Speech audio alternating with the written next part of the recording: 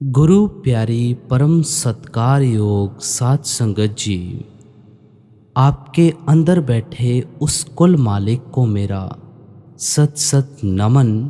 आप जी को प्यार भरी राधा स्वामी जी। आज का सत्संग हमारा स्वामी जी महाराज जी की वाणी में से हो रहा है। सत्संग के वचन को आरंभ करते हुए हमें पहली तुक में क्या समझाते हैं। सोता मन कस जागे भाई, सो उपाव मैं करूं बखान। यह श्री हुजूर स्वामी जी महाराज जी की वाणी है। आप समझाते हैं कि हमारा मन जन्म जन्मांतरों से किस प्रकार सोया हुआ है। हम दुनिया के जीव आम तौर पर उसको जगाने के लिए कौन कौन से उपाय करते हैं। आप बताते हैं कि सोए हुए मन से आपका क्या मतलब है। सोए हुए मन को जगाने की ज़रूरत क्या है और सोए हुए मन को जगाना किस तरह है। आप समझाते हैं कि हमारी आत्मा उस परमात्मा का अंश है। हम उस सतनाम समुद्र के कतरे हैं। कबीर साहिब जी फरमाते हैं, कहूँ कबीर एह राम की अंश। हमारी आत्मा उस राम यानी परमात्मा का अंश है, पर रूह और मन की गांठ बंधी हुई है। हम उस मालिक से बिछुड़कर माया के जाल में फंसे हुए हैं। मन के अधीन होकर जो जो कर्म करते हैं, अच्छे भी करते हैं, बुरे भी करते हैं, उन सब का नतीजा साथ साथ हमारी आत्मा को भी देना पड़ता है। इस दुनिया को संतों महात्माओं ने, ऋषियों मुनियों ने कर्म भूमि और कर्मा संदड़ा खेत कहकर बयान किया है। स्वामी जी महाराज फरमाते हैं, कर्म जो जो तू करेगा वही फिर भोगना भरना। फिर इसी डेफिनेशन को आगे समझाते हैं कि अच्छे कर्म करेंगे, अच्छा नतीजा भोगने के लिए आ जाएंगे। मंदे कर्म करेंगे, मंदा नतीजा भोगने के लिए आ जाएंगे। भाई, ना कोई अच्छे कर्मों के कारण देह के बंधनों से आजाद हो सकता है, ना बुरे कर्मों के कारण जन्म मरण के दुखों से छुटकारा हासिल कर सकता है। अगर नेक कर्म करते हैं तो राजा महाराजा बन जाएंगे। कौमों, मजहबों, मुल्कों, इन सब की हुकूमत हासिल करके आ जाएंगे। हाथ से झाड़ू निकलेगा, हुकूमत की बागडोर मिल जाएगी। झोंपड़ी से बिस्तर उठाकर महलों में जाकर बिछा लेंगे। ज्यादा से ज्यादा बैकुंठों और स्वर्गों में चले जाते हैं। वे भी भोग योनियां हैं, खास समय के लिए है, जिसके बाद फिर हमें वापस इस 84 के जेल खाने में आना पड़ता है। अगर बुरे कर्म करते हैं फिर तो हमारे लिए नरक और 84 तैयार ही रहती है। क्या राजा, क्या प्रजा, क्या अमीर, क्या गरीब, क्या औरत, क्या आदमी, हम दुनिया के सब जीव इस जगह आकर अपने अपने कर्मों का हिसाब दे रहे हैं। हमारे शरीर में जो रूह और मन की जगह है वह आँखों के पीछे है। उसको संतों महात्माओं ने शिव नेत्र, दिव्य चक्षु, घर दर या मुक्ति का दरवाज़ा कहा है। मुसलमान फकीरों ने उसको नुक्ताए स्वेदा कहा है। हजरत ईसा ने उसको एक आँख या तीसरी आँख कहा है। गुरु रामदास जी कहते हैं, मन खिन खिन भरम भरम बहु धावै, तिल घर नहीं वासा पाइय। हमारा मन इस तिल मतलब दोनों आँखों के पीछे से उतरकर इन 9 द्वारों के जरिए भ्रम में फंसा हुआ है। कौन से भ्रम में फंसा हुआ है? यह रचना जो कुछ भी हम आँखों से देखते हैं इसे नाश हो जाना है भाई, फना हो जाना है। हम इसको असल समझे बैठे हैं। यही हमारा भ्रम है। हमारा मन आँखों से नीचे उतरकर सारी रचना के अंदर फैल जाता है। यह पल भर भी आँखों के पीछे नहीं टिकता। जब हमारा मन पल भर भी आँखों के पीछे नहीं टिकता तो ये वापस त्रिकुटी या अपने घर किस तरह बस सकता है? जब तक मन ही अपने घर नहीं पहुंचा, रूह और मन की गांठ किस तरह खुल सकती है?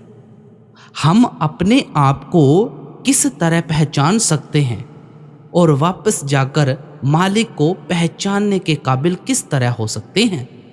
गुरु अमरदास जी कहते हैं, सो जन निर्मल जिन आप पछाता, वे ही शख्स निर्मल हैं, पवित्र हैं, जो अपने आप को पहचानने के काबिल बन जाते हैं। हम अपने आप को कब पहचानते हैं? जब मन और माया के दायरे से पार चले जाते हैं, जब हमारी आत्मा पर से सब गंदे गंदे गिलाफ उतर जाते हैं, जब हमारे रूह और मन की गांठ खुल जाती है। सुकरात ने कहा था, अपने आप को पहचानो, नाउ दे सेल्फ। आत्मा तो निर्मल है, पवित्र है, लेकिन मन का साथ लेने के कारण अति गंदी हो चुकी है। मन इंद्रियों के भोगों, विषय वकारों, शराबों, कबाबों, कौमों, मजहबों, मुल्कों का आशिक है। मन जो जो कर्म इंद्रियों का गुलाम होकर करता है, उसका नतीजा हमारी आत्मा को साथ साथ भुगतना पड़ता है। जब तक हमारा मन इंद्रियों के भोगों का गुलाम है, यह सोया हुआ है। इसको ना अपने आप की समझ है, ना इसको अपने असल या अपने असल घर का पता है। जब तक यह इंद्रियों के भोगों को नहीं छोड़ता, ये कभी अपने घर वापस नहीं पहुंच सकता और कभी सुख और शांति प्राप्त नहीं कर सकता। हमारा मन सुख हासिल करने के लिए इंद्रियों के भोगों की ओर जाता है। हम बेटे बेटियों में, कौमों, मजहबों, मुल्कों की मान वड्याई में, शराबों कबाबों की लज्जतों में, दुनिया की धन दौलत में सुख ढूंढते हैं। जितना इन इंद्रियों के भोगों में सुख ढूंढते हैं, उतना ही हमारा मन दिन रात दुखी होता जा रहा है। क्योंकि जिन चीज़ों में हम सुख ढूंढते हैं, वे सब चीज़ें आर्जी या अस्थाई हैं। आर्जी चीज़ों का सुख और आराम भी केवल आर्जी ही हो सकता है। ये जो भी थोड़े बहुत सुख नज़र आते हैं, समय पाकर सब दुखों में बदलने शुरू हो जाते हैं। स्वामी जी महाराज कहते हैं कि हमारा मन इंद्रियों का गुलाम बनकर जन्म जन्मांतरों से सोया चला आ रहा है, जिस कारण हमारी आत्मा 84 के जेल खाने में फंसी हुई है। जब तक सोया हुआ मन नहीं जागता, जब तक मन अपने घर यानी ब्रह्मा या त्रिकुटी में वापस जाकर वास नहीं करता, हमारी आत्मा कभी इसके पंजे से छुटकारा हासिल नहीं कर सकती। आप देखें, बादलों के अंदर पानी कितना साफ सुथरा होता है। जब वही पानी ज़मीन पर गिर जाता है, कितनी गंदगी इकट्ठी कर लेता है। उसमें से बदबू आती है। वह अपने आप को गंदगी का हिस्सा ही समझना शुरू कर देता है। जब उसको सूरज की तपिश मिलती है, वह भाप बनकर गंदगी को छोड़ता है। उसको होश आ जाता है कि मैं कोई और चीज़ हूँ, गंदगी कोई और चीज़ है। मैं यूं ही गंदगी का साथ लेकर अपने आप को गंदगी समझे बैठा था। जब वह अपने आप को गंदगी से अलग महसूस करता है, तब उसको मालूम होता है कि मेरा असल या मूल आसमान के अंदर बादल है। फिर वह सीधा जाकर अपने असल में ही समा जाता है। यही हम सबकी आत्मा की हालत है। यह उस परमात्मा का अंश है, सतनाम समुद्र का कतरा है।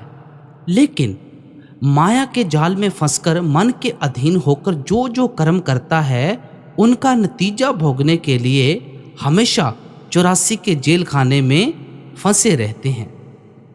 जब तक हमारी आत्मा मन का साथ नहीं छोड़ती, ना इसको अपने आप की समझ आ सकती है, ना इसको अपने असल का पता चल सकता है। आप देखें, बिजली का बल्ब कितनी तेज रोशनी वाला होता है। अगर उसके चारों ओर 15-20 काले कपड़े लपेट दें, तो उसको जहां भी ले जाएं अंधेरा ही अंधेरा नजर आता है। काले कपड़े लपेटने से बल्ब की रोशनी कम नहीं हुई, लेकिन हम रोशनी को देख नहीं सकते, उस रोशनी से फायदा नहीं उठा सकते।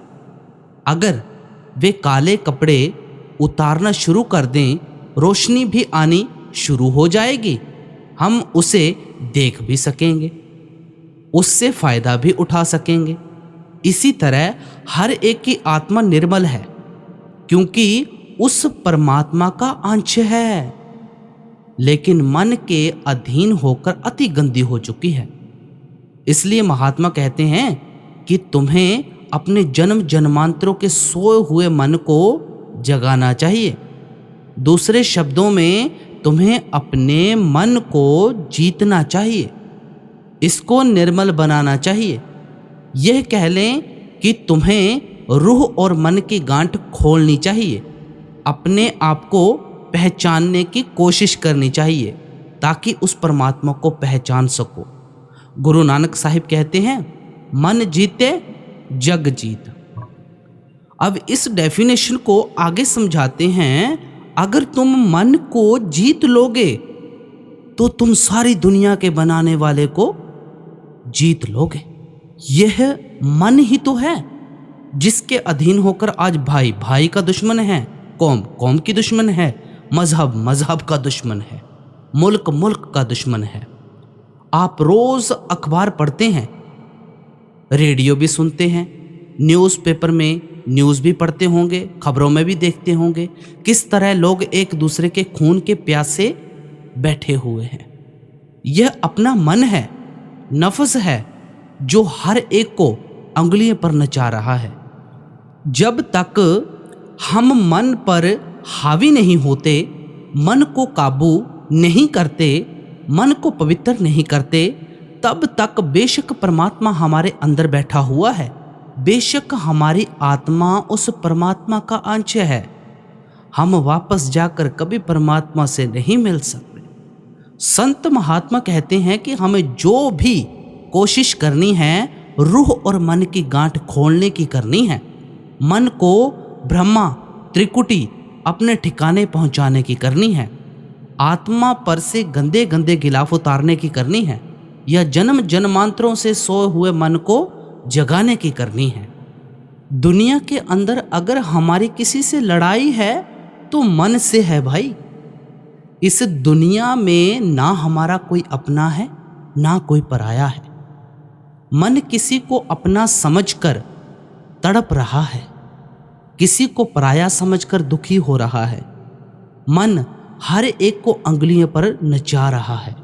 मन के अधीन होकर हम जिनके भी मोह या प्यार में फंसे रहते हैं, उन सब के साथ हमारा लेन देन का संबंध है, कर्जों का प्यार है।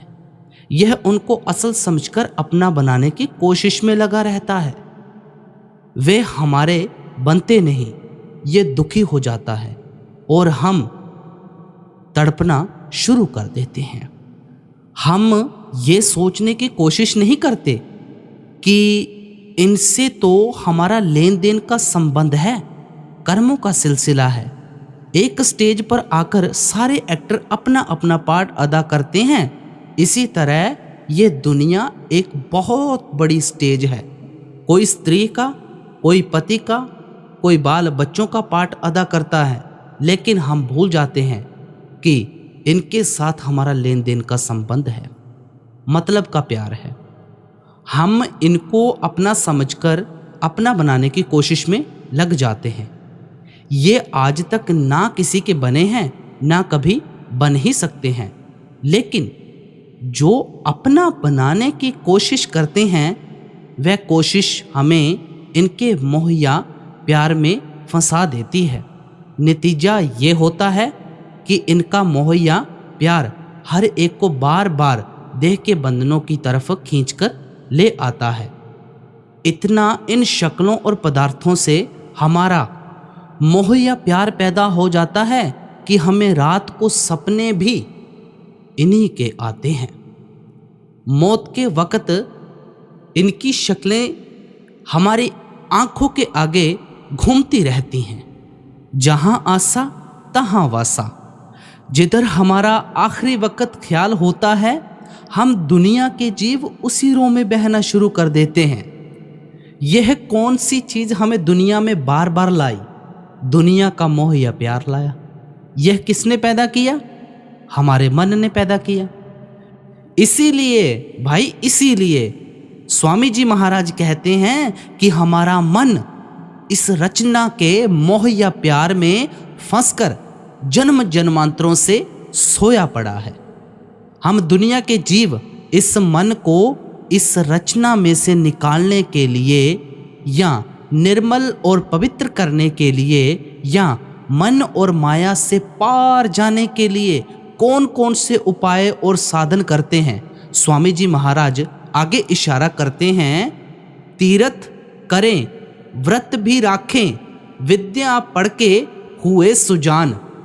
जब हम महसूस करते हैं कि हमारा मन इंद्रियों के भोगों, विषय विकारों, बेटे बेटियों और कौमों, मजहबों, मुल्कों के झगड़ों में फंसकर अति गंदा हो चुका है, अति मैला हो चुका है, तो हम उसको पवित्र करने के लिए क्या करते हैं? क्या करते हैं? हम आम तौर पर तीर्थों की यात्रा करना शुरू कर देते हैं। हिंदुस्तान के 68 तीर्थ बड़े मशहूर हैं। आप समझाते हैं कि तुम सारे तीर्थों की यात्रा क्यों ना कर लो, तो भी तुम्हारा मन निर्मल नहीं हो सकता। तीर्थ यात्रा करने से मन निर्मल होता। जो कुछ तीर्थों पर जाकर हम सीख कर आते हैं, उस पर अमल करने से मन को निर्मल कर सकते हैं। कई बार तो तीर्थों पर जाने से और ज़्यादा गंदे हो जाते हैं, क्योंकि मन में अहंकार आ जाता है कि मैंने कितने तीर्थ किए हैं। तीर्थ क्या है? ये वह जगह है जहाँ संतों महात्माओं ने, मालिक के भक्तों और प्यारों ने, ऋषि मुनियों ने बैठकर मालिक की भक्ति की और लोगों के अंदर मालिक से मिलने का प्यार पैदा किया। वह जगह हमारी इज्जत के काबिल है। हम उसको पवित्र समझते हैं, उसे तीर्थ कहते हैं। आजकल तीर्थों पर जाओ, वहाँ पशुओं की मंडियाँ और तरह तरह के मेले लगते हैं। वे तीर्थ राजनीतिक पार्टियों के अखाड़े बने हुए हैं। उन जगहों पर एक मजहब दूसरे मजहब की निंदा चुगली में लगा हुआ है। एक दूसरे के गले काटने की तजवीज़ें और योजनाएं दिखाई जाती हैं। ऐसी हालत में उन तीर्थों पर जाकर हमारा मन निर्मल किस तरह हो सकता है? पवित्र किस तरह हो सकता है? संत महात्मा तीर्थ बनाते हैं, लेकिन तीर्थ कभी संत महात्मा नहीं बना सकते। वहाँ ऐसा वातावरण ही नहीं है जहाँ जाकर हमारा ख्याल मालिक की भक्ति की ओर जाए या हमारे अंदर कोई मालिक से मिलने का शौक और प्यार पैदा करे। वहाँ तो हमारी जेबें खाली करने के हर किस्म के तरीके अपनाए जाते हैं। स्वामी जी महाराज कहते हैं कि हिंदुस्तान के 68 तीर्थ हैं। अगर तुम सारे तीर्थों पर जाकर यात्रा कर आओ तो भी तुम्हारा मन निर्मल नहीं होगा, पवित्र नहीं होगा। बाहर का पानी कितना भी पवित्र क्यों ना हो, वह हमारे शरीर की मैल उतार सकता है। जो पापों का मैल है वह गुरु नानक साहिब ने कहा था, ओह तो पै नाम है के रंग। वह मैल तो शब्द या नाम की कमाई से ही दूर होगा।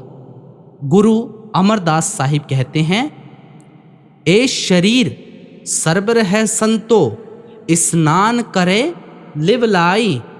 नाम स्नान करे से जन, निर्मल शब्दे मैल गवाई। भाई तुझे अपने शरीर से बड़ा दुनिया में कोई सरोवर नहीं मिलेगा जिसके अंदर जाकर तुझे अपने मन को निर्मल करने के लिए स्नान करना है। स्नान किसका करना है? शब्द या नाम का स्नान करना है। गुरु रामदास जी कहते हैं, सतगुर पुरख अमृत सर वड भागी, नावह आई। उन जन्म जन्म की मैल उतरै, निर्मल नाम दृढ़ाई। मालिक के भक्तों और प्यारों की संगति ही असली अमृत का सरोवर है।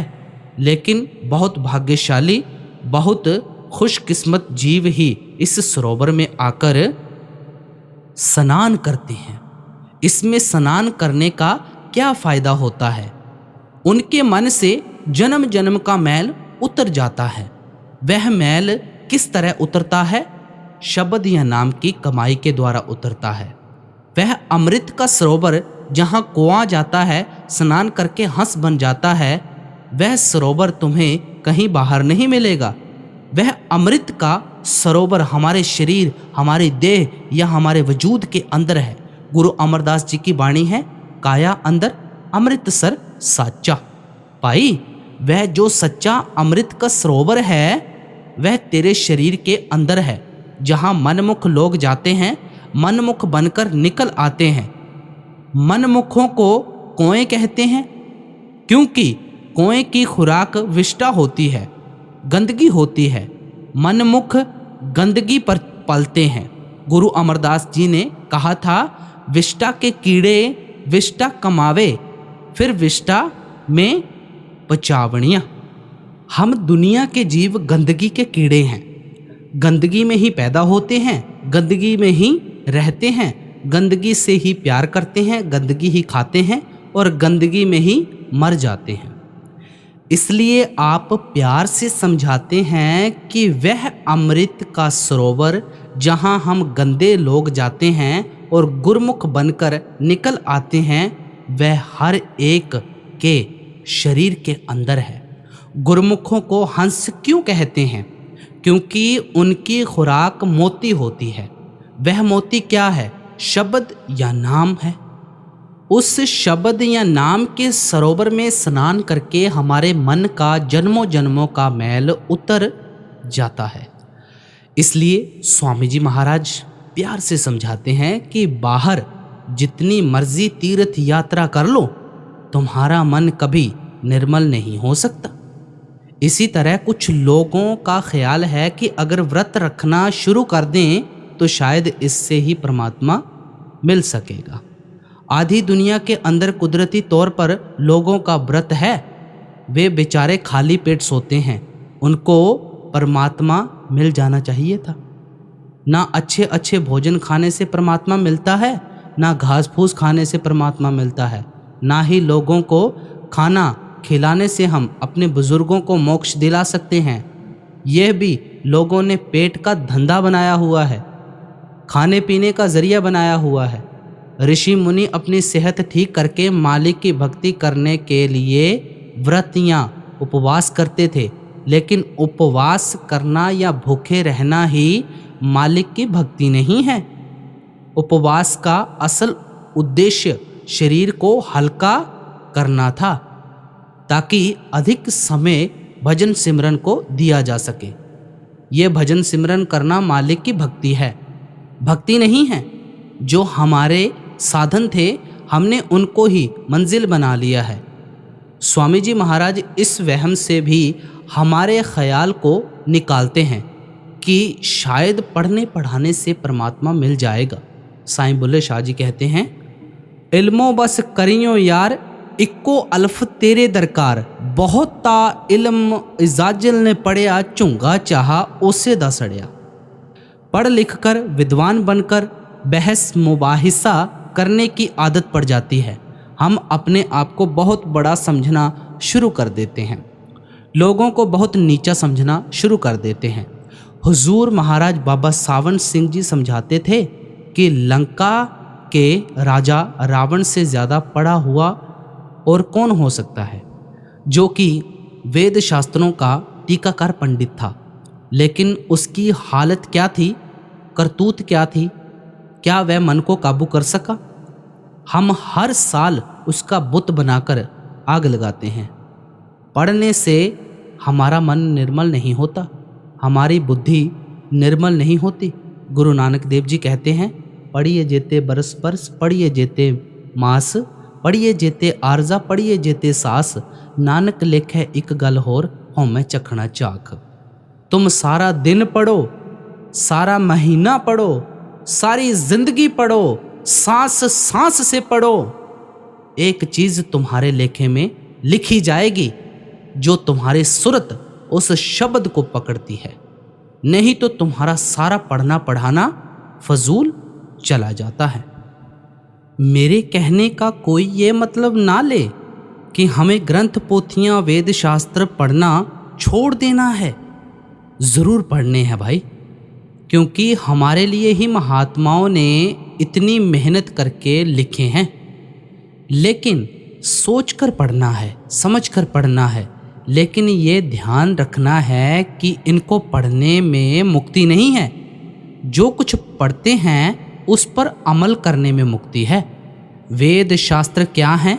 ऋषि मुनियों ने, गुरु साहिबान ने, संतों महात्माओं ने, मालिक के भक्तों और प्यारों ने मेहनत की, मालिक से मिलाप किया। जो जो नज़ारे उन्होंने अपने अंदर देखे, जो जो रूहानी रुकावटें उनको रास्ते में पेश आईं और जो तरीके उन रुकावटों को दूर करने के लिए उन्होंने अपनाए, उन सब का जिक्र उन्होंने ग्रंथों, पोथियों, वेदों, शास्त्रों में कर दिया। ये ग्रंथ शास्त्र महात्माओं के रूहानी अनुभव का रिकॉर्ड या लेखा है। इनको पढ़ने से हमें उन महात्माओं के रूहानी अनुभवों का पता चलता है। अपने आप तो हमें अंदर कुछ नज़र नहीं आता जब तक जो कुछ पढ़ते हैं उस पर अमल नहीं करते। हमें अपने अंदर कोई अनुभव नहीं हो सकता।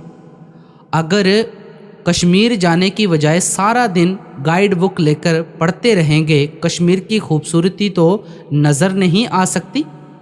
अगर रेलवे का टाइम टेबल ही सारा दिन पढ़ते पढ़ाते रहोगे, रेलवे का सफ़र तो कभी तय नहीं कर सकेंगे। अगर सारा दिन खाना बनाने की किताब ही पढ़ते रहेंगे, पेट तो नहीं भरेगा, स्वाद तो नहीं आएगा। डॉक्टर की किताब पढ़ने से शरीर में से बीमारियां कभी दूर नहीं होंगी। दवाइयों का इस्तेमाल करने से ही शरीर में से बीमारी जाती है। रेलवे के टाइम टेबल के मुताबिक टिकट लेकर गाड़ी में बैठने से सफ़र तय होता है।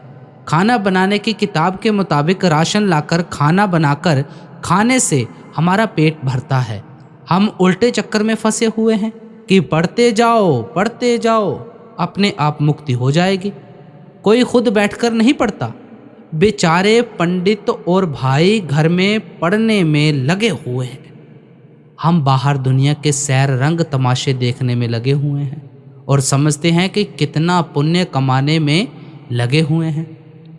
अगर खुद बैठकर पढ़ें, खुद बैठकर सुने, महात्मा के वचन हमारे कानों में पड़ें, हमें अपनी त्रुटियों और कमज़ोरियों का पता चले, उस पढ़ने का भी फ़ायदा होगा, पढ़ाने का भी फ़ायदा होगा। हमने रीति रिवाज बनाए हुए हैं कि पढ़ते जाओ, अपने आप मुक्ति मिल जाएगी। गुरु अमरदास जी कहते हैं, पढ़िए पंडित अवरा समझाए, घर जलते की खबर ना पाए। पंडित या भाई दिन रात पढ़ पढ़कर लोगों को समझाने की कोशिश करते हैं। जो अपने घर काम, क्रोध, लोभ, मोह, अहंकार की आग लगी हुई है, ना उस अग्नि का पता है, ना उसको बुझाने का कोई उपाय ही करता है, जिससे अपना बोझ तो उठाया ना जाए और सारी उम्र पराया गधा बना रहे। उसे अक्लमंद कौन कहेगा? जिसके अपने घर में आग लगी हुई है, वह लोगों के घर की आग क्या बुझाएगा? हम अपने आप को धोखा देते हैं, दुनिया को भी धोखा देते हैं। आप फरमाते हैं, बिन सतगुर सेवे नाम ना पाइए, पढ़ी थाके शांति ना आई है। पढ़ पढ़कर थक जाओ, चूर हो जाओ, तुम्हारे मन में कभी सुख और शांति नहीं आएगी जब तक तुम गुरमुखों के जरिए शब्द की कमाई नहीं करते, नाम की कमाई नहीं करते। इसलिए यहाँ स्वामी जी महाराज कहते हैं कि मन में ये अहंकार ना करो कि तुम बड़े विद्वान हो गए हो, ग्रंथों पोथियों के बड़े टीकाकार पंडित बन गए हो, बहुत बुद्धिमान हो गए हो। ये सोचने की गलती ना करो कि तुम बुद्धि के जोर पर वापस जाकर मालिक से मिल सकते हो। हुजूर फरमाया करते थे कि रूहानियत में तरक्की करने के लिए पढ़ लिख कर आखिर 5 साल का बच्चा बनना पड़ता है। हज़रत ईसा ने कहा था कि जब तक तुम छोटे बच्चे नहीं बनते, तुम वापस जाकर कभी परमात्मा से नहीं मिल सकते। सब कुछ पढ़ा पढ़ाया आखिर भुलाना पड़ता है। आप देखें, एक पढ़ा लिखा आदमी जिसने पहले कभी दिल्ली नहीं देखी, कार में दिल्ली जा रहा है, उस पढ़े लिखे आदमी से कोई कहे कि यह सीधी सड़क दिल्ली को जाती है, वह बहुत जल्दी उसका विश्वास नहीं करता।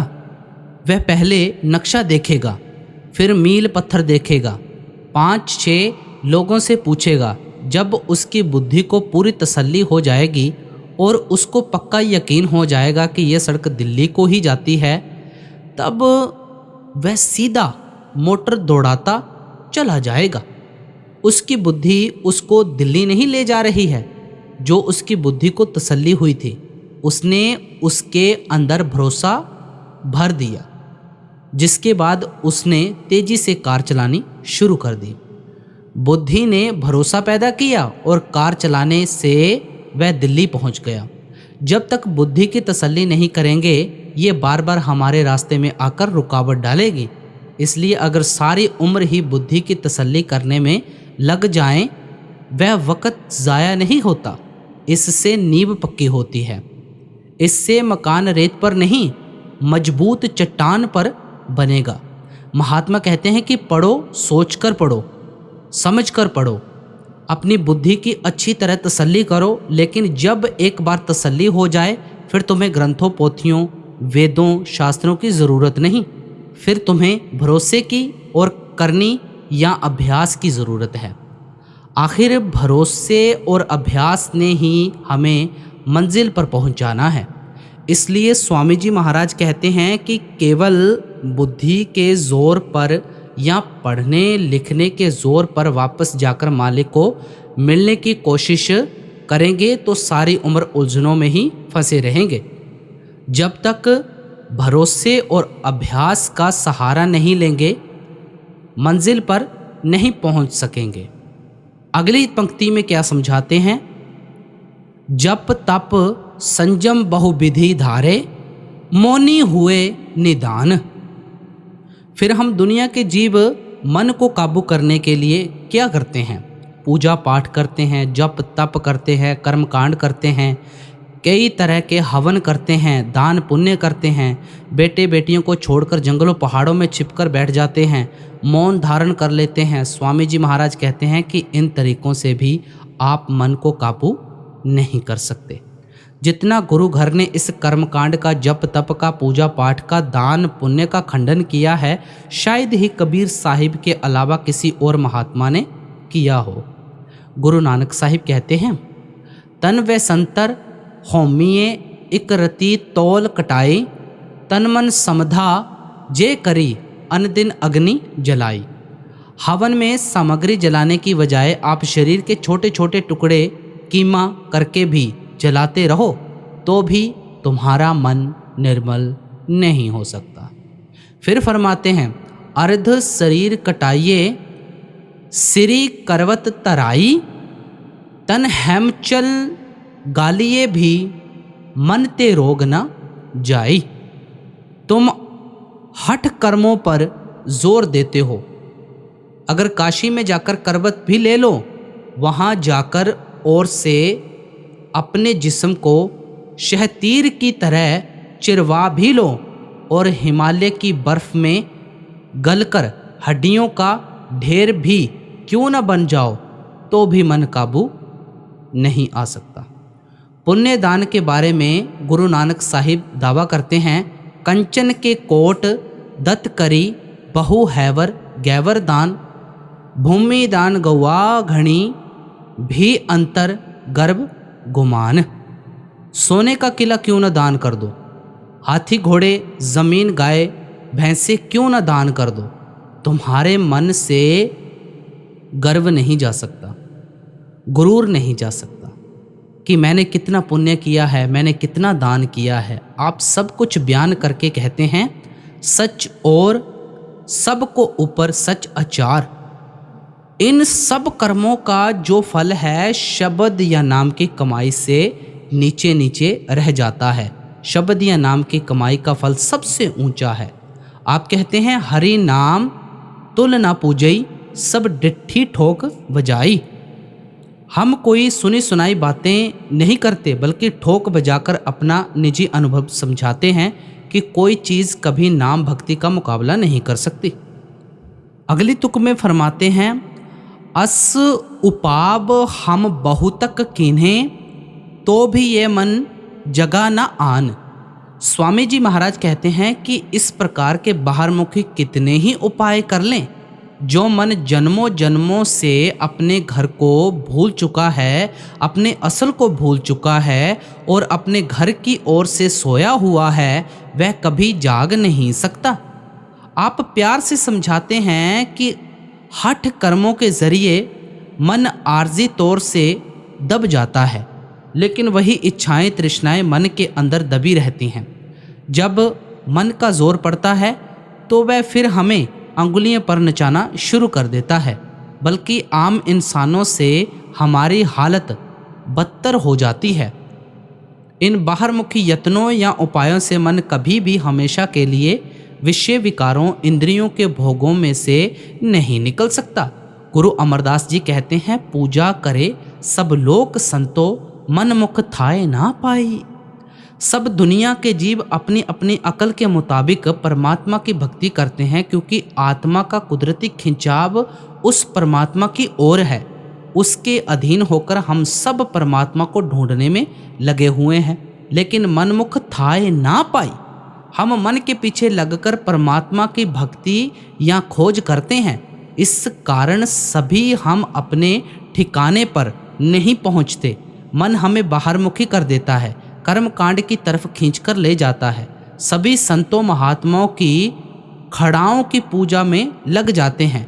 कभी उनकी समाधियां बनाकर माथे टेकने शुरू कर देते हैं, कभी उनके लेखों को पढ़ना पढ़ाना मुक्ति समझकर बैठ जाते हैं, कभी उनकी चारपाइयों के पाएं दबाते रहते हैं। हम उनके मकानों के चारों ओर चक्कर लगाते रहते हैं। उनके सरोवरों कुओं का पानी पीकर समझ लेते हैं कि हमारी मुक्ति हो जाएगी। जो उनका असली संदेश और उपदेश है कि अपनी सूरत को आँखों के पीछे ले जाकर अंदर शब्द के साथ जोड़ो, हम उस रास्ते पर चलने की कोशिश नहीं करते। गुरु रामदास जी फरमाते हैं, कर रतन लाल बहुमानक, लादे मन भ्रम्या लह न सकाइए। हमारे शरीर रूपी घर के अंदर परमात्मा ने बेशुमार वस्तुएं यानी नाम के भंडार रखे हुए हैं, लेकिन यह मन भ्रमों में फंसा हुआ है। हमारा मन कौन से भ्रमों में फंसा हुआ है? ये बाहरमुखी साधनों में, कर्म कांड में फंसा हुआ है। इसलिए हम कभी उस वस्तु को हासिल नहीं कर सकते। वह चीज़ हमारे शरीर के अंदर है। हम उसको मंदिरों, मस्जिदों, गुरुद्वारों, जंगलों, पहाड़ों में ढूंढते फिरते हैं। ऐसी हालत में हम उस वस्तु को किस तरह हासिल कर सकते हैं? भीखा जी कहते हैं, भीखा भूखा को नहीं, सबकी गठड़ी लाल, गिरहे खोल न जानते, ताते भय कंगाल। मालिक ने दुनिया के अंदर किसी को भूखा नहीं रखा है, सबके अंदर नाम रूपी दौलत रखी हुई है, लेकिन हमें अंदर जाने का तरीका पता नहीं, साधन पता नहीं, इसलिए हम कंगालों की तरह बाहर ठोकरे खाते फिर रहे हैं। जब पता चल जाए कि वह सार वस्तु अंदर है, तो सब बाहरमुखी साधनों में से मन को निकालकर इसको अंदर शब्द या नाम से जोड़कर निर्मल करने की कोशिश करेंगे। गुरु अमरदास जी कहते हैं, शब्द मरै मन निर्मल संतो ए पूजा थाए पाई। जब तुम शब्द के अंदर मर जाओगे, अपनी हस्ती को ही नेस्तो नाबूद कर दोगे, अपने आप को ख़त्म कर दोगे, यही मालिक की असली भक्ति है। इस तरीके से ही तुम्हारा मन निर्मल होगा। यह भक्ति ही तुम्हें अपने ठिकाने पर पहुंचाएगी। इसीलिए जब तक नाम की कमाई करके मन को पवित्र नहीं करते, तब तक ना रूह और मन की गांठ खुलती है, ना ही हम अपने आप को पहचानने के काबिल बनते हैं, और ना ही हम वापस जाकर परमात्मा से मिलने के काबिल बनते हैं। अगली पंक्ति में समझाते हैं, खोजत खोजत सतगुरु पाए, उन यह जुक्ति कहीं पर मान। जब हम थक कर हार गए, अपनी अकल का प्रयोग करके चूर हो गए, तब भी हमारा मन निर्मल ना हुआ। जन्म जन्म का सोया हुआ ना जागा, तो अंत में हम गुरमुखों की संगति में आ गए। उन्होंने हमें उपाय या साधन बताया कि किस तरह जन्मों जन्मों का सोया हुआ मन जाग सकता है, किस तरह मन को पवित्र किया जा सकता है, किस तरह रूह और मन की गांठ खुल सकती है, और किस तरह हम मन को ब्रह्मा, त्रिकुटी या इसके ठिकाने पहुंचा सकते हैं। आप इस बारे में आगे इशारा करते हुए कहते हैं, सत्संग करो, संत को सेवो, तन मन करो कुर्बान। महात्मा समझाते हैं कि अगर तुम मन को निर्मल करना चाहते हो, तो तुम्हें गुरुमुखों के सत्संग, उनकी संगति और सोहबत में जाना चाहिए। तन मन से उनकी सेवा करनी चाहिए। आपके समझाने का मतलब है कि हमारा मन साध संगत का बहुत जल्दी असर लेता है। आप देखें, चोरों के पास बैठें, चोरी करने की आदत पैदा हो जाती है। शराबियों के पास बैठें, शराब पीने की आदत पैदा हो जाती है। जुआरियों के पास बैठें, जुआ खेलने की आदत पड़ जाती है। इस तरह जब मालिक के भक्तों और प्यारों की संगति और सोबत में आते हैं, वे मालिक की भक्ति में लगे हुए हैं। उनको देखकर अपने आप हमारे अंदर भी मालिक की भक्ति करने का शौक़ पैदा हो जाता है। इसलिए वे हमारे मन के अंदर मालिक से मिलने का शौक़ पैदा करते हैं, मालिक से मिलने का प्यार पैदा करते हैं, और मन को काबू करने का तरीका बताते हैं, साधन समझाते हैं। वे क्या समझाते हैं? वे कहते हैं कि अगर मन को काबू करना चाहते हो, तो सबसे पहले देखो कि मन की तबीयत या स्वभाव क्या है। मन लज्जत का आशिक है। हम एक चीज़ से प्यार करते हैं, उससे कोई और साफ सुथरी या अच्छी चीज़ नज़र आ जाए, हम उसको छोड़कर दूसरे के पीछे दौड़ना शुरू कर देते हैं। कोई भी दुनिया का मोह, दुनिया का प्यार हमारे मन को हमेशा के लिए कभी पकड़ कर नहीं रख सकता। अपनी ही जिंदगी आंखों के आगे रखकर देख लें, बचपन में माता पिता से कितना प्यार था। वे 2 मिनट घर से बाहर जाते थे, हम चिल्लाना शुरू कर देते थे। थोड़े बड़े होते हैं, वही प्यार बहनों भाइयों से हो जाता है। स्कूलों कॉलेजों में जाकर यारों दोस्तों से हो जाता है। शादी होती है, बीवी बाल बच्चों से हो जाता है। बुज़ुर्ग होते हैं, कौमों, मजहबों, मुल्कों तक फैल जाता है। एक प्यार है, कितनी शक्लें, कितने रूप बदलता है, लेकिन कोई भी प्यार हमारे मन को हमेशा के लिए लेकर खड़ा नहीं हो सकता। स्वामी जी महाराज कहते हैं कि जब तक हमारे मन को दुनिया के प्यार से ऊंचा और पवित्र प्यार नहीं मिलेगा, ये कभी दुनिया का मोह, दुनिया का प्यार छोड़ने को तैयार नहीं होगा।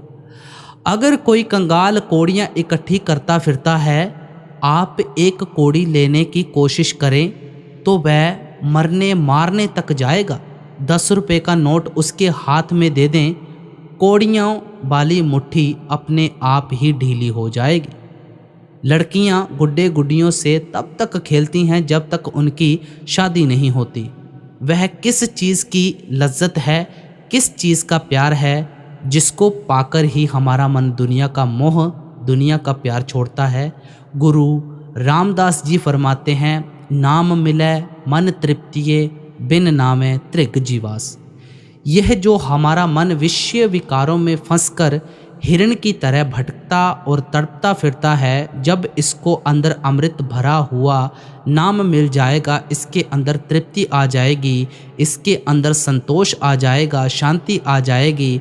अगर देह में बैठकर हमने उस अमृत को ही नहीं पिया तो हमारा देह में आना धिक्कार है। हमारा देह में आने का मकसद कभी पूरा नहीं होता। आप फरमाते हैं, हरि हरि नाम अमृत रस मीठा। वह नाम अमृत है, उसकी लज्जत बहुत मीठी है। मीठी इसलिए कहते हैं कि अभी जो बेटे बेटियों के प्यार मीठे लगते हैं, कौमों मजहबों मुल्कों के झगड़े मीठे लगते हैं, शराबों कबाबों की लज्जतें मीठी लगती हैं, ये फीकी लगनी शुरू हो जाएंगी। जिसको हीरे जवाहरात मिलेंगे वह क्यों कौड़ियों के पीछे दर बदर ठोकरे खाएगा। लड़कियां गुड्डे गुड्डियों से तब तक खेलती हैं जब तक उनकी शादी नहीं होती। इसलिए आप फरमाते हैं कि जब हम शब्द के साथ ख्याल जोड़ते हैं, उसकी लज्जत इतनी मीठी है, ऊंची है, निर्मल है कि हमारा मन अपने आप ही इंद्रियों के भोगों, विषय विकारों, शराबों कमाबों में से निकल जाता है। स्वामी जी महाराज उस शब्द की महिमा करते हैं। जब गुरुमुखों के सत्संग में आते हैं, उनकी सेवा करते हैं, तो हमें उस शब्द की समझ आती है। सेवा से मतलब उनके बताए हुए उपदेश पर चलना है।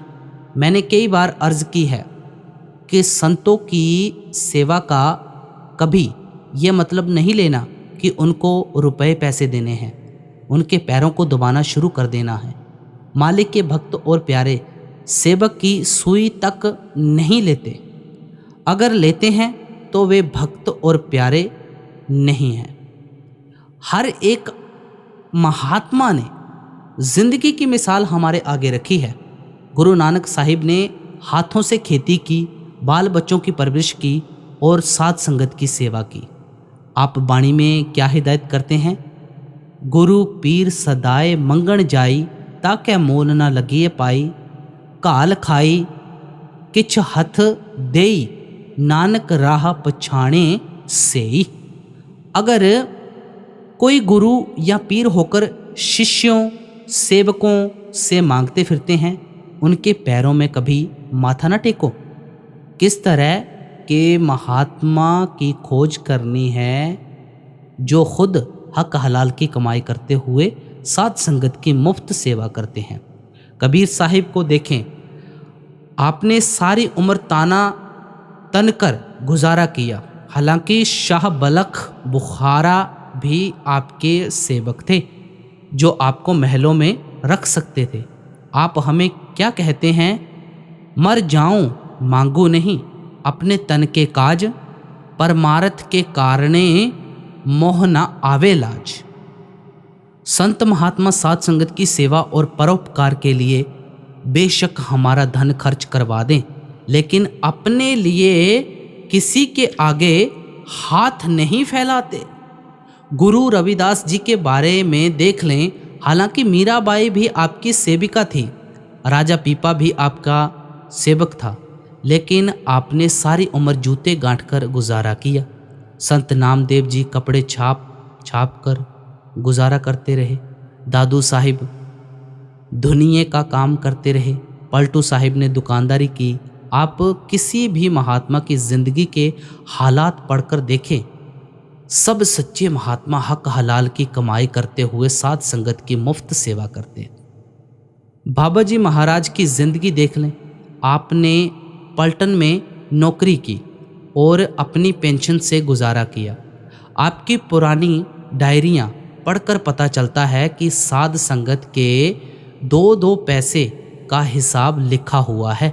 हुजूर महाराज जी की सेवा तो हमारी आंखों के सामने ही है, जिसके प्राप्त से आज सब फायदा उठा रहे हैं। आप अपने गुजारे के लिए पैसे रख कर बाकी सारी तनख्वाह बाबा जी महाराज को भेज देते थे।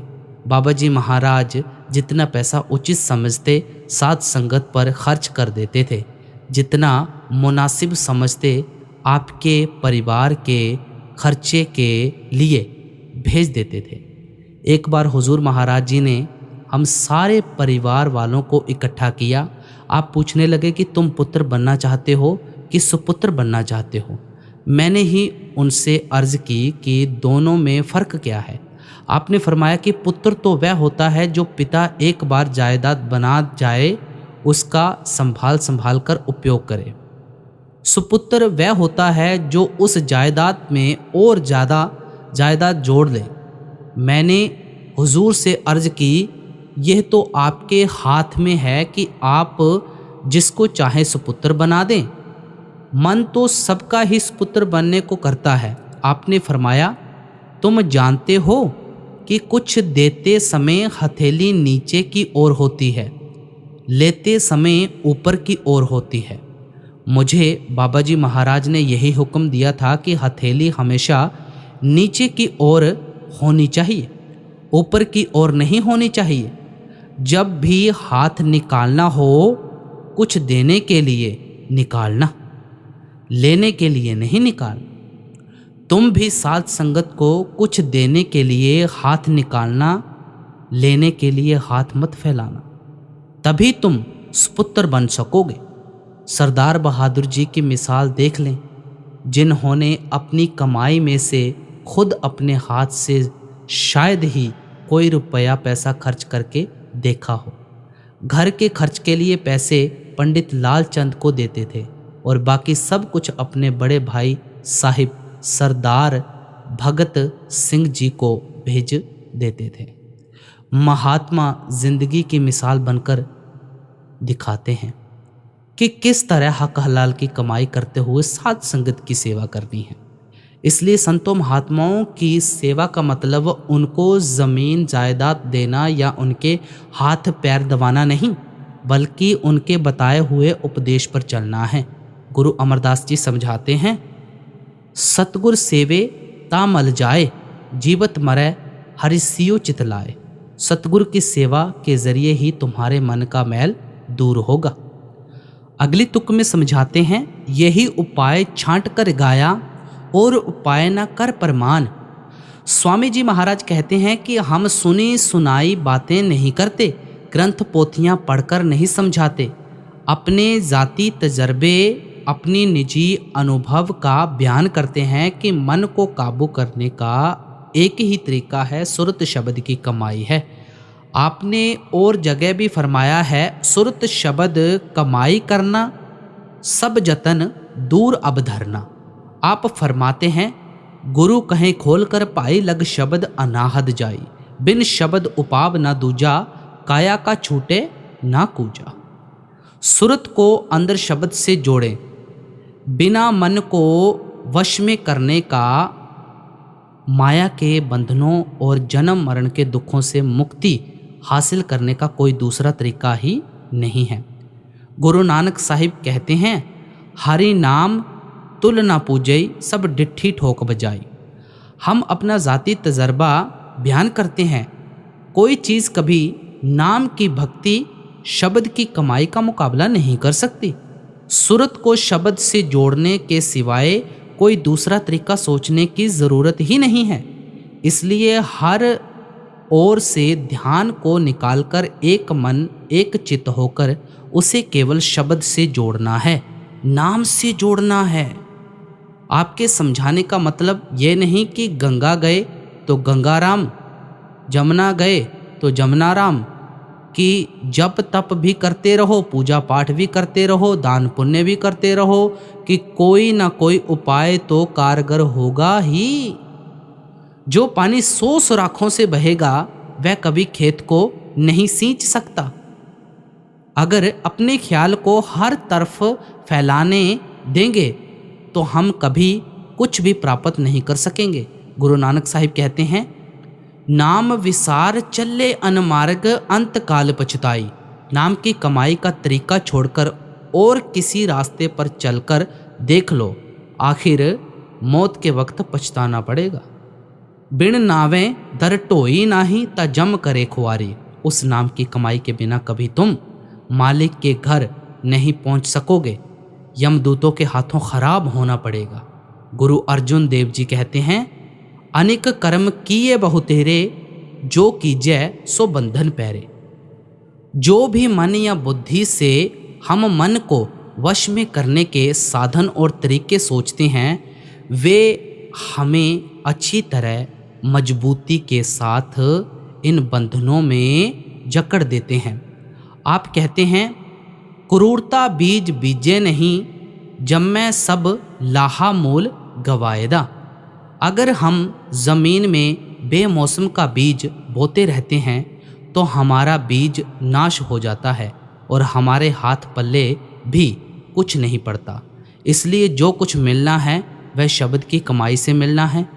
गुरु अमरदास जी जोरदार शब्दों में हमें समझाते हैं, बिन नावें होर पूज ना होवी, परम भूली लोकाई। भाई, उस नाम की कमाई के बिना तो कोई मालिक की भक्ति और पूजा ही नहीं है। यों ही दुनिया के जीव वहमों और भ्रमों में फंसकर भूले फिरते हैं। इसलिए स्वामी जी महाराज हमें बार बार उसी नुक्ते पर लाते हैं कि अच्छी तरह इस चीज़ को मन में बिठा लो कि खड़ाओं की पूजा से कुछ नहीं मिलेगा, समाधियों की पूजा करने से कुछ नहीं मिलेगा, ग्रंथों पोथियों के पढ़ने पढ़ाने से कुछ नहीं मिलेगा, सरोवरों में स्नान करने से कुछ नहीं मिलेगा, ना ही तीर्थ यात्रा से, ना ही जंगलों पहाड़ों में छिपकर कुछ हासिल होगा। जो कुछ मिलना है वह शब्द की कमाई से मिलना है, वह नाम की कमाई से मिलना है। अगली पंक्ति में समझाते हैं, बिरथा बैस बितावें अपनी लगे ना कभी ठिकान। आप समझाते हैं कि ग्रंथ पोथियां वेद शास्त्र पढ़कर लोगों से वाद विवाद करने से तुम अपने मन को वश में नहीं कर सकते। इसमें होमें और बढ़ जाती है कि हम कितने विद्वान हैं, लोगों को कुछ पता ही नहीं है कि रूहानियत होती क्या चीज़ है। इसलिए आप फरमाते हैं कि विद्या के जोर से ग्रंथ पोथियों वेद शास्त्रों को पढ़ने से तुम्हारा मन कभी निर्मल नहीं हो सकता, अपने ठिकाने नहीं पहुंच सकता। अगली पंक्ति में समझाते हैं, संत बिना सब भटके डोलें, बिना संत नहीं शब्द पिछान। पूरे शब्द का निचोड़ प्रकट करते हैं कि संत बिना सब भटके डोले। जो मालिक के भक्तों और प्यारों की संगति नहीं करते, सोहबत नहीं करते, उनके बताए हुए उपदेश पर नहीं चलते, वे इसी रचना के अंदर दुनिया के अंदर आकर भ्रमों में फंसकर यहीं भटकते हुए तड़पते फिरते हैं। कभी किसी जगह जन्म लेते हैं, कभी किसी दूसरी जगह। शब्द के बिना मुक्ति नहीं मिलती और बिना संतों के शब्द का पता नहीं चलता। जब भी हमें शब्द की पहचान आएगी, जब भी शब्द की लज्जत हासिल करेंगे, गुरुमुखों के साधु संतों महात्माओं के जरिए करेंगे। गुरु अमरदास जी का कथन है, संत गुरुमुख पूरा पाई, नामों पूज कराई। भाई, कोई मालिक का भक्त और प्यारा मिल जाए, वह शब्द या नाम की कमाई करने का तरीका बताए, तब ही तू मालिक की भक्ति कर सकता है, मालिक की पूजा कर सकता है। अगली पंक्ति में समझाते हैं, शब्द शब्द में शब्द ही गाऊं, तू भी सुरत लगा दे तान। आप फरमाते हैं कि संत महात्मा किसी कौम, किसी मुल्क, किसी मजहब, किसी वक्त में क्यों ना आए, हर एक महात्मा उस शब्द या नाम की ही महिमा करता है। स्वामी जी महाराज कहते हैं, कोट जतन से यह नहीं माने, धुन सुनकर मन समझाई। बाबा जी महाराज भी इस वाणी को बाखूबी हर सत्संग में लेते हैं। जब भी मन समझेगा धुन को पकड़कर, मतलब शब्द या नाम को पकड़कर, महात्मा तो नाम की ही महिमा करते हैं। हम उनके जाने के बाद बाहरमुखी होकर उनके उपदेश को छोटे छोटे दायरों में बांट देते हैं, एक दूसरे से लड़ना झगड़ना शुरू कर देते हैं। अगर खुले दिल से किसी भी महात्मा की वाणी की खोज करें तो यही पता चलता है भाई कि हर एक महात्मा उस सच्चे शब्द की महिमा करता है, सच्चे नाम की महिमा करता है। स्वामी जी महाराज दूसरी जगह कहते हैं, सुरत शब्द कमाई करना, सब जतन दूर अब धरना, निश्चय दृढ़ इस पर धरना, आलस कर कभी न फिरना, यह सार सार सब गाया, संतन मत भाख सुनाया, राधा स्वामी भेद लखाया, सुन मान सार समझाया। आप फरमाते हैं कि सब संतों महात्माओं का, मालिक के भक्तों और प्यारों का एक ही मत है कि हर तरह के उपाय छोड़कर केवल सुरत शब्द की कमाई करो। अगली पंक्ति में समझाते हैं, घर पावें 84 छूटें, जन्म मरण की होवे हान। स्वामी जी महाराज कहते हैं कि मैं उस शब्द की महिमा करता हूँ जिसको पकड़कर आप अपने घर वापस पहुँच जाते हैं, जिसको पकड़कर आपका यमदूतों से और जन्म मरण के दुखों से छुटकारा हो जाता है। गुरु नानक साहिब कहते हैं, शब्द मरै सो मर रह, फिर मरै ना दूजी बार। जो उठते बैठते चलते फिरते अपने ख्याल को शब्द या नाम के साथ जोड़कर रखते हैं, वे हमेशा के लिए मर जाते हैं। उनको बार बार जन्म मरण के दुखों में नहीं आना पड़ता। वाणी की लास्ट तुक को खत्म करते हुए क्या फरमाते हैं, राधा स्वामी कहें बुझाई, बिना संत सब भटके खान। भाई सब कुछ बयान करके आप फरमाते हैं कि जब तक हम गुरमुखों की संगति और सोबत नहीं करते, हमारा कभी जन्म मरण के दुखों से छुटकारा नहीं हो सकता। गुरु अर्जुन देव जी ने फरमाया है, संत जन हो मिल पायो, सच्चा नाम संभाल, तो सावध हो जिय का एथे ओथे नाल। गुरमुखों के पास जाकर सच्चे शब्द की कमाई करो। यही एक चीज़ है जिसको पाकर यहाँ भी 4 दिन सुख से कट जाते हैं और जिसको पल्ले बांधकर साथ भी ले जाते हैं। इसीलिए गुरु नानक साहिब ने कहा था, नानक नाम ना विसरै, छूटै शब्द कमाई।